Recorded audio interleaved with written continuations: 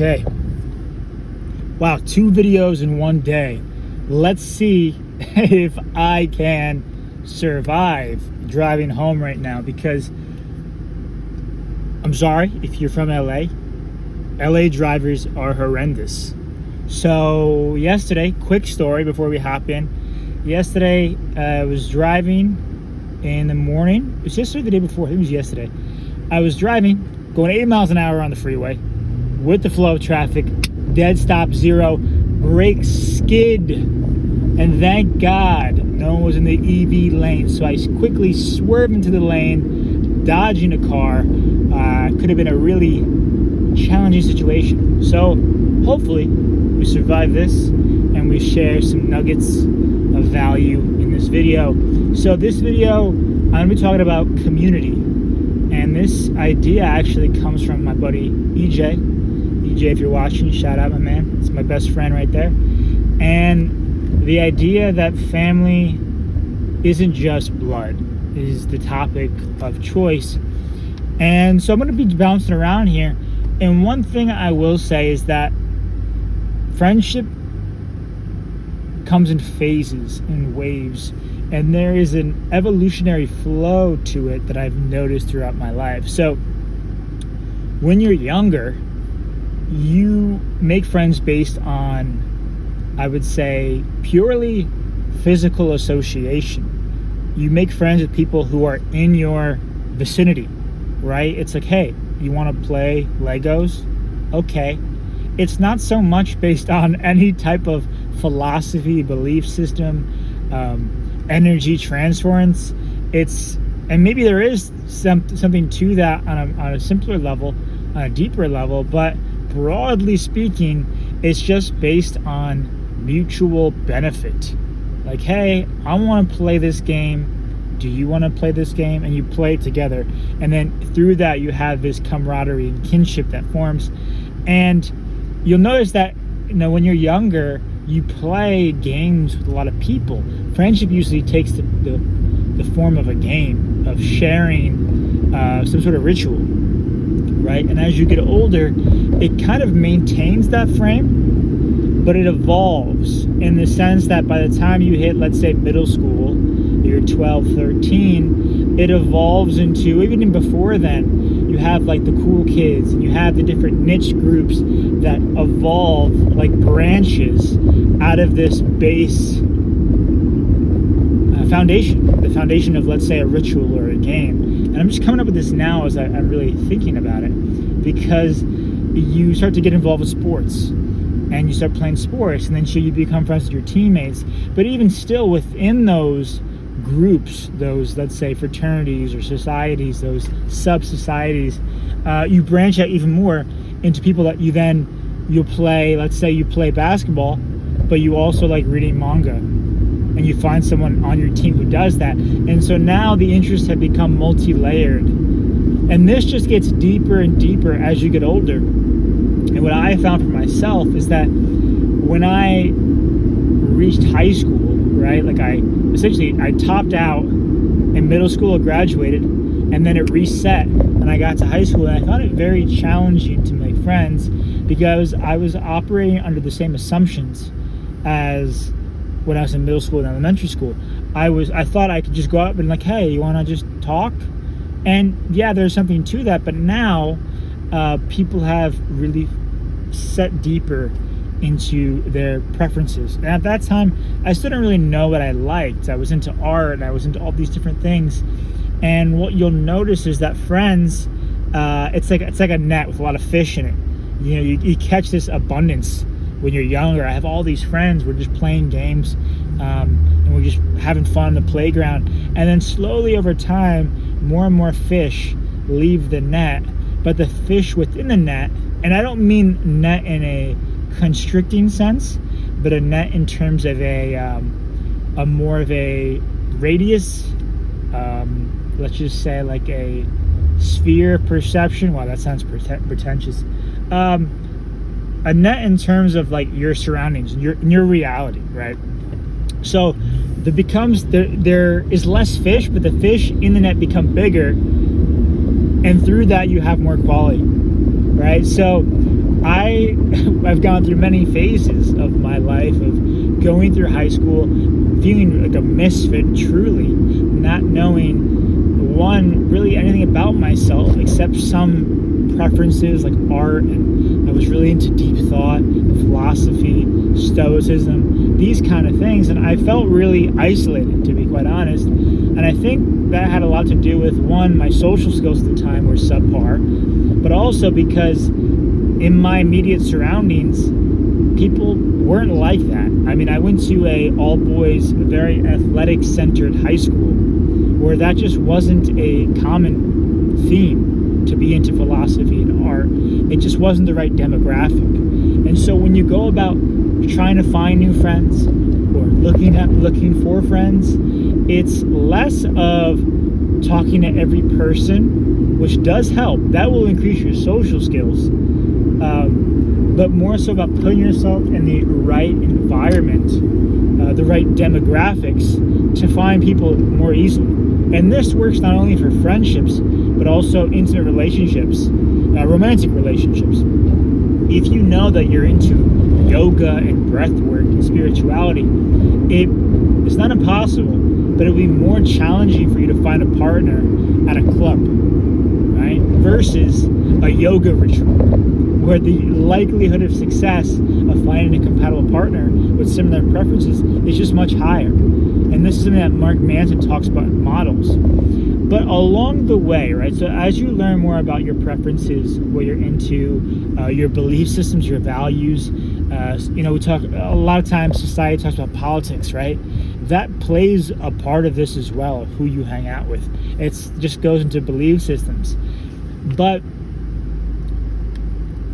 you lose friends along the way, right? So you gain friends, but I've noticed that I often have lost more friends than I've gained. Okay, so give you an example, right? Like EJ, who I mentioned earlier, one of my best friends, met him when I was 10 or younger, 5, in kindergarten, and then we started with those very simple games. Let's play Xbox, let's play basketball, and over time the friendship has deepened. And so instead of width, there's been more depth. We've had a lot of shared experiences and shared memories through friend groups and mutual interests. And there is a sunken investment of time, memories, all these things that are really unquantifiable. And so while that's deepened, along the way in high school and college, I've met friends mostly based on just association. When I was in film school, I had a lot of friends in the film department just because we were both sharing the same surroundings. So in that sense, a lot of times it mimics your environment. It mimics the younger ages, okay? But then when I left film school, I lost a lot of those friends. Everybody kind of went off in more branches. And so this becomes a tree, right?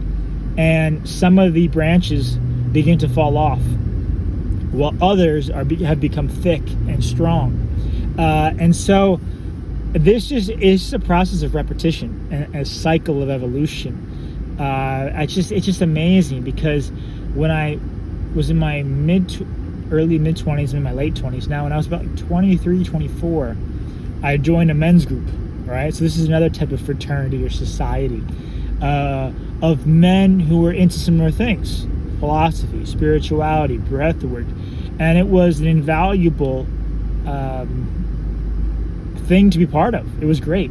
And I'm still associated with some of those guys. But similarly, some of the guys in that group I became super tight with. Like, we're talking best friend status, calling all the time, texting, yo, what's up, dude, hanging out, all this stuff.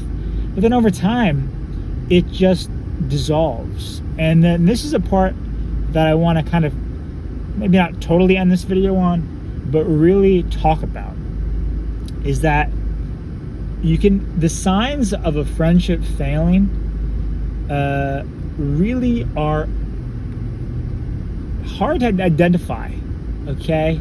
Like, one particular person I'm thinking of, we were talking consistently for a while. Like, yo, what's up, dude? Texting. We'd hop on calls and talk about ideas. And then we both moved to separate locations this goes back to environment, moved to separate locations, still managed to stay in touch somewhat, but I noticed it was more one-sided now. Like, I was reaching out. I was putting most of the investment in terms of energy. So this is something to look out for, like, who is putting forward the investment? Who is investing more into the relationship? And I try not to be like, well, I called the last 2 times, why haven't you called? That's immature. But it is something to also be aware of.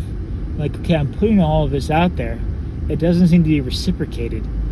And then ultimately, if you just go radio silent for a while, not out of malice or ill intent, but just, hey, let me kind of bring back the energy to myself, you might see that there is no return on investment. There is no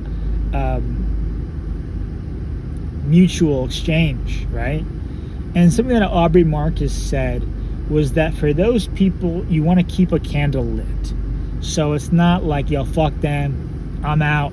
That doesn't seem to do anyone any good, to have that kind of energy. But when you leave a candle lit for that person, it's like, hey, don't know what's happening, don't know what you're going through, but much love, I love you, and I'm going to leave it at that. And if you come back around, cool. There's always a place for you in my life. But if not, it is what it is. And that it requires a certain amount of stoicism as well as self-awareness, just to be like, it is what it is. And that's a very masculine trait to embody, right? So I've noticed that as I've grown, in many ways, I've lost more friends. So perhaps there is some sort of equilateral exchange there. You know, there's some sort of proportionate exchange where the more that you grow, the more friends you lose, but then alternatively, the more high quality friends you gain. And when I say growth, I really mean learning more about yourself, right? About what you will stand for, what you won't stand for, what you'll tolerate, what you believe in, what your vision is for the future, perhaps what your purpose is and how that manifests. And this is an ever unfolding process. I don't know. I don't have at this point like a system for this, right? But because the person I am now probably would not have been friends with the person I was a year ago, which is pretty crazy. You know, looking back from photos or podcasts I did like 2 years ago, a year and a half ago, I seem almost unrecognizable to myself. I'm like, oh, that looks like a boy. Like, how wild is that? Like, that looks like a boy. And now I feel I've stepped deeper into my own masculine essence. I know that sounds corny, but it's true. And so with that, right, you tend to shift as you grow from being part of groups to being a follower and shifting more into a role of leadership should you choose to uphold that mantle of responsibility, right? So it's something to be aware of, where now you've escalated, you've evolved into being the one that starts the events, that plans the groups, that really sets things in motion. And that's where the idea of community comes from. And I feel like community, I can have a whole separate video in itself. But one thing, and I'll end on this, and this is something that EJ came up with, is the Sandlot Effect. This is a good way to kind of subconsciously test the strength of your friendship or your friend group, right? And the way this manifests in my life is that some of these friends I have from elementary school, whenever I return back to my hometown, it's like we've picked up right where we left off. So we might have changed, we might have had new life updates, but like the Sandlot, we just pick up right where we left off and continue playing the game. And so in this way, it's gone full circle. So the game doesn't change, the players alternate. And when you find you can play the same game with the same people for a long period of time, you've really found your friends for life, and those friends really transcend beyond just friendship, beyond blood. There is a depth to that. And so I hope this has been helpful. It's been helpful for me, just really theorizing and thinking through these ideas in real time. And if there's any topics that come up that you want me to touch upon, I would love to. Drop them in the comments. And if you feel called to, hit the subscribe button, hit the like button, and I'll see you in the next one. Peace.